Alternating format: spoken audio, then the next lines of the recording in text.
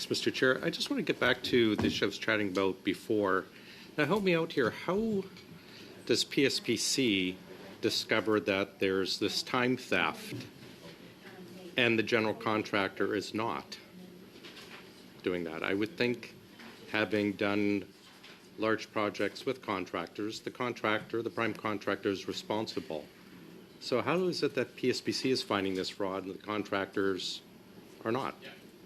And the follow-up is GC Strategies was the prime contractor, but we went after them for a time theft issue and suspended them, but we're not doing it to the other prime contractors who seem to be suffering through the same lack of principles. And just briefly get to it, please. Yeah, thank you for the question. So it's important to note that each prime contractor hired the resource. So there's multiple prime contractors that have hired the same resource at the same time to work on different contracts. So each of them do not know that the other ones I have hired the same resource. So because we have access to information on those multiple contracts. If multiple have hired the same person, if three of us have hired the same person for the same work, they're not getting the work. Like, how is the contractor not aware, hey, we've hired this person for 8 hours a day, we're not getting 8 hours of work out of them? So maybe I could talk, because I think I grilled Madame Poulin on this when she first brought it to our attention. It's often these professional service contracts is on a as-when-needed basis. So they're not working, it's not necessarily transparent to the Crown or to the supplier. It's only through the invoice and the review of the work and the sign-off that then these issues come to light. The department's not aware they're getting robbed. Thank you for the question. So, of course, there's an increased diligence that will need to be applied when looking at the work by the client. Why now? Why are we just looking at this now? How is it with all the resources the government has? We have chief audit executives for every department who should be looking at risk assessments for large projects like this. How is it just now we're figuring this out?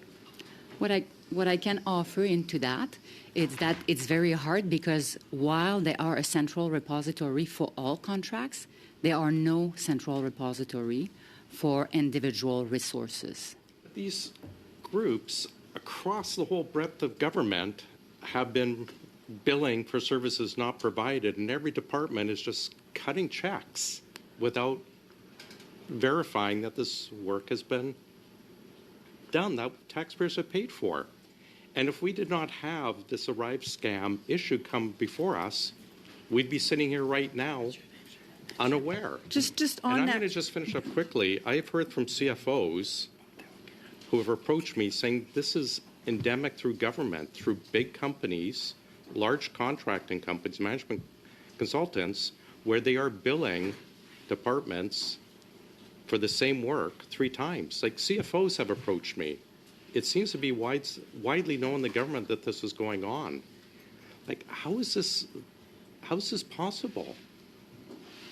Thank you for the question, Mr. President. It's what we are trying to do by doing those investigations. I find important to mention, however, that those investigations have started way before Arrivescam. So the first investigation that has been referred to the RCMP has started in 2021. But if it's so widespread, even the procurement ombudsman is looking at it. But we've found 7 out of how many tens and tens of thousands of contracts? We even have a term for it, like the bait and switch that the procurement ombudsman is looking into, and yet... So we're conflating issues. Resource substitution is not time theft, right? But there is time theft going on. And this is why we put the data analyticals. That's why we have done a total scrub. That's why we're working with every CFO in town. And that's why we also agree with what you're saying in the concept that if you're signing off on it, you need to have to make sure you're getting the goods. So there's an issue there, not just from the procurement lens, but throughout the project management and the FAA responsibilities. It just seems throughout a whole government approach to being ripped off and poor oversight. It just seems like And I'm expressing some frustration and also disbelief because there's a lot of parliamentarians, probably a lot of people watching, have business background where they actually have to check that the work is being done that we've paid for, even if it has been, even if it's gone through a major contractor. Thank you, Mr. Befuddled, I guess. I'll allow a reply if you have a brief one. So no, I think thank you very much.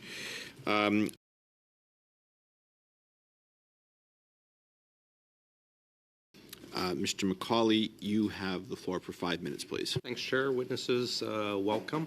Mr. Reza, one of your previous appearances, you noted GC Strategies had been given a suspension for 180 days. The 180 days is up. Are they still suspended? They are no longer eligible to do business with the government of Canada. I think they're permanently removed. So they've been permanently removed? I'm just going to confirm this, so I don't. Vas-y. Merci pour la question. From a contract security program, GC Strategies no longer hold a security clearance with the program. It means that they cannot access secure procurement on our side. Access any other procurement? I will turn to my colleague. Thank you. They've been disqualified, so there was a breach of the Code of Conduct for Procurement, so they've been disqualified from all the supplier arrangements, so this usually apply across also all the departments. So, How many companies similar to them have been suspended? Either or lost security and therefore cannot bid, or lost access because of misconduct? those that I'm aware, we have 3 companies. We have Dalian, Coradix, as well as GC Strategy. So those were the 3 that have been suspended. I would need to go back to the record in terms of providing you with an exact number and exact time frame. But since February, March, those were the 3 companies. I would assume plus the companies involved with the ones that have been referred to the RCMP as well, have they not? Perhaps I can take a crack at answering that. One of I wanted to distinguish that when it comes to overbilling and time theft, it is usually at the resource level. So the supplier, although through the code of conduct, they're held responsible. So these are subcontractors that have These been are referred to the RCMP, and the suppliers. there are systems set up to ensure that these subcontractors are never. That's so we're mapping out through, as I've indicated, this is a whole new set of, first is to find them, to refer them, to get restitution, and to put up, what is their requirement. They lose their security clearances. There's other elements to it, depending on whether it was an error, they're paying it back. So it's not a one-size-fits-all. Thanks. And you did mention restitution. The comment to my colleague, Ms. Sinclair Deganay, was restitution agreements being negotiated. Why would we be negotiating restitution if they owe taxpayers money? Would it not be you overbilled us, pay us back, period? So as a result of the time theft, we've reached out to the suppliers. They themselves don't know. We've given them a methodology for the money they owe. Okay. We've started. Sorry, let me stop you there. When you say you reached out, sorry, gentlemen.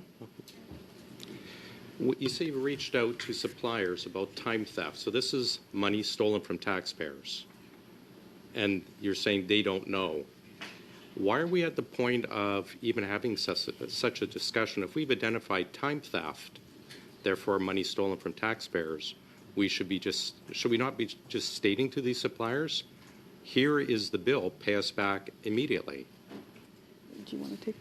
Thank you so much for the question. In fact, it's exactly what we have done. So we wrote them a letter. Let me just stop you there then. You said that you're negotiating restitution agreements. So this is the settlement agreement that goes with the payment. So we told them, please pay us that money.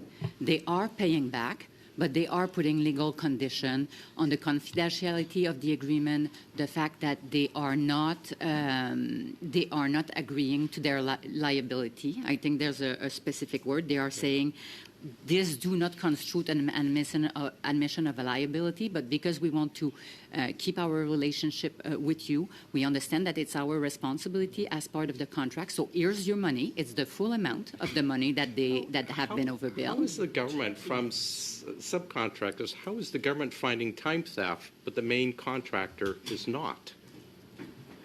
So Like, I understand what you're saying, that the company is saying, well, we're not liable and, we're not admitting guilt, but if the time theft happened, did it not happen through the contractor, therefore billing the taxpayer? So maybe I have to explain a little bit more what those overbilling cases are about. So it's individual. So people that through multiple contracts with multiple departments are concurrently billing the same hour of work. Right, which sounds like fraud. Yeah, exactly. So, and that's let why me just stop you. Quick If it's question, Mr. fraud, McCauley. why is this not going directly to the RSMP and the money being demanded back immediately instead of a negotiation? So we should forget the word negotiation in that because they had paid back the entire amount. They're negotiating the terms of the settlement. These are two different concepts. I'm stunned that Thank you. people are frauding us, Thank but we're you. giving them Thank you terms. very much, Mr. Thanks. McCauley. That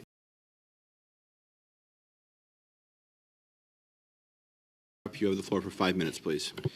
Thank you, Chair. Quick question to the officials to start off with.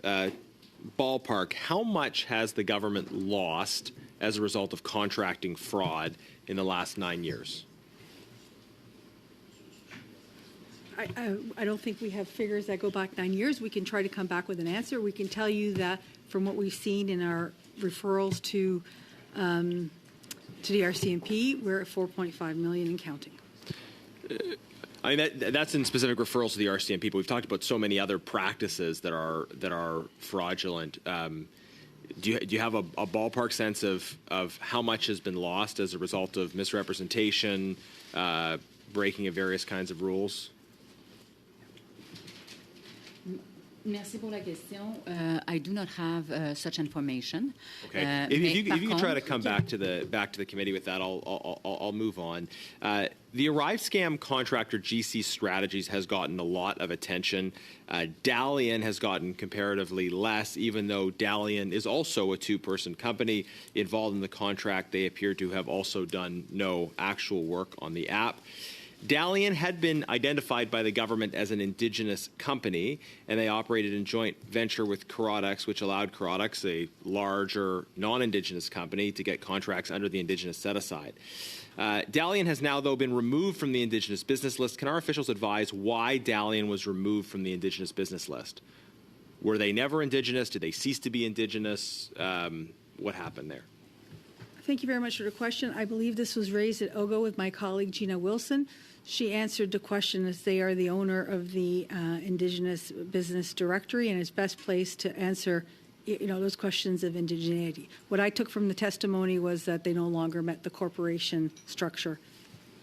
Yeah, the testimony we heard from Indigenous Services officials was, quote, "We noted that Globe and Mail interviews with Dalian referred to changes in his corporation. That affected the 51% owned and controlled scenario. That was part of the reason we had to remove his business from the directory." So can I ask, is the Globe and Mail your usual source for information about who is and is not considered to be eligible for certain procurement programs? Thank you very much for the question. In the case of the Indigenous service list or Indigenous business list, our source of authority on indigeneity and whether or not they can be on the list is ISK. We get our procurement I guess what authority- I'm asking just is more generally, like, what was shocking to me about that testimony is it's like officials telling us, well, we pick up the Globe and Mail, we read it, and that's our source for information for deciding eligibility for these procurement programs. It seems to me like the government should have a way of getting information to verify procurement requirements rather than hoping that a shady contractor would make the mistake of revealing information to the newspaper. Does this strike you as kind of a flaw in the system? I can describe, if you permit, some of the work that we do before we do business with a vendor from a procurement perspective, if that's reasonable. We do. Well, I for information about like the sources of information for this kind of verification. What we can do is also, oftentimes, they're going to be referred to ISC. So our procurement officer, in the course of their business dealing, they're going to be proactively referring contract for post-award audit to ISC, and ISC will undertake those audits.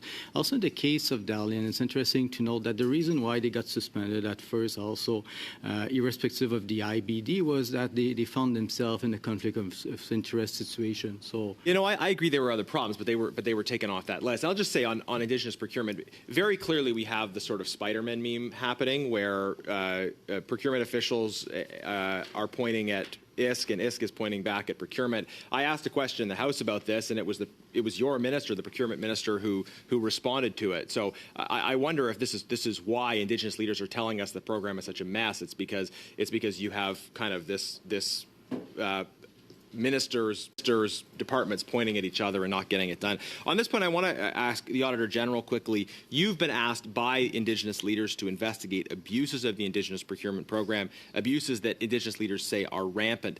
Can you give us an update on your plans and prospective timelines around investigating the Indigenous procurement program? So we have begun the work on the Indigenous procurement, and we're looking at either the fall of 2025, spring of 2026 to make that report public. I think it'll depend on access to information and timing. So, but it's in the works. It's begun.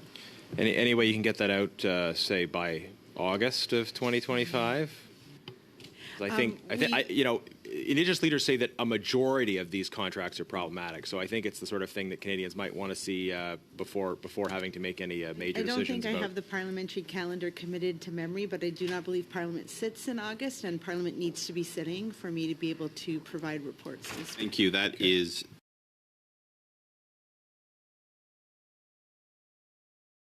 Five minutes, please. So let's recap for Canadians some of the important details of this scandal. We have former Minister of Public Safety Mendicino, who is on record saying he wanted someone's head on a platter in terms of who chose GC Strategies. We have Min Doan, a former senior executive at CBSA, who deleted 4 years' worth of emails 3 days after an ATIP requesting information on GC Strategies was received by the CBSA. We have the highest level at both CBSA and PSPC involved in what was supposed to be an independent investigation. We've had senior officials appointed by our very own Prime Minister come to these committees and mislead, if not outright lie to committee. We have all the hallmarks of a cover-up and scapegoating going on in front of us. And I say that because I'm mindful of Ms. Hogan's, the Auditor General's comments, that there are multiple layers of responsibility here. But I guess I can ask anyone at PSPC here, has anyone been suspended or fired in relation to the mishandling of the Arrivescam scandal? Yes or no? We can only speak to the PSPC department, Yes. and nobody has been fired. Or Didn't suspended. surprise me at all. So what we have is we have two individuals, two mid-level to lower individuals at CBSA, Cameron McDonald, Antonio Utano, who have been scapegoated by the CBSA into accepting responsibility for the multiple problems exposed by this at least $60 million scandal, according to the Auditor General. It could be substantially more, but because of the abysmal paperwork at the CBSA and PSPC, she could only offer a guesstimate. So those two individuals had been suspended, at one point suspended without pay. No one else has been suspended. No one else has been terminated. No one else has been outright fired for their incompetence in handling this particular scandal. Now, I want to spend some time on Min Doan. Ms. Hogan, were you made aware prior to the release of the Arrivescam report that there was 4 years of missing emails from a senior CBSA executive, Min Doan, prior to publishing that report? So yes, my audit team was made aware of the fact that there were emails that were no longer recoverable, and I think there are many reasons why emails aren't available. My Well- fundamental view is that a contracting file should be complete, and a public servant should ensure that everything that needs to be maintained is in the contracting file, not in transitory documents. And like if I could emails. stop you right there, Min Doan testified at committee. He lied several times at committee and claims, given his senior level and his experience with computers, that he had to change the battery on his laptop, and mysteriously, 4 years' worth of emails disappeared. And therefore, he was unable to confirm through documentary evidence that it was he and he alone that made the ultimate decision to hire the pariah GC Strategies, who fleeced the taxpayer to the tune of almost $60 million. Now, do you view, as the Auditor General, the act of deletion of emails to be a policy breach by the CBSA? Yes. Yes, I think if emails are of value to government business, they should not be deleted. They should be, in fact, saved Okay. to demonstrate due diligence and accountability. And would you view that, in the normal course of your duties as an Auditor General, as rising to the level of suspicion, which is your mandate, suspicion of criminality, warranting a referral to the RCMP to investigate Min Doan? So I think this situation with Arrivescam was very unique. The RCMP was already investigating the branch at the CBSA and many of the actors, and that's why I did not make any referrals, but we have been cooperating with the RCMP and will continue to do so. Okay. Have you cooperated to the extent of raising suspicion about 4 years' worth of emails being deleted by Min Doan, someone whose specialty is computers and would have the responsibility, one of his mandates, to preserve that level of evidence? Have you made that referral to the RCMP, yes or no? So out of respect for the ongoing investigation and the RCMP, I prefer not to comment on the conversations that we've been having with them about Thank Arrivescam. you very much. That is your time. I understand we'll come back to you, Mr. Brock. Following up is Mr. Erskine Smith. You have the floor for 5 minutes, please. Thanks very much. I want to follow up on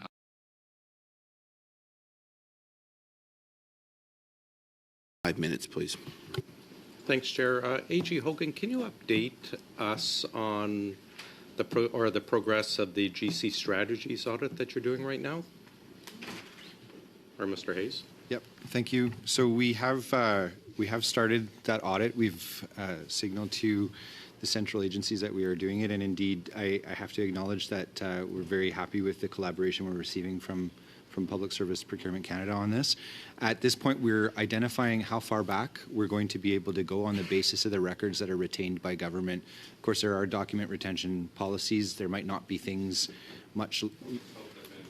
The one retaining those documents, I guess, but We're looking across the entire government at the records that are retained, and of course we will expand to Crown corporations. It's a little bit more complex to get all of the Crown corporations because they are individuals. So we will be reaching out to them in the near future.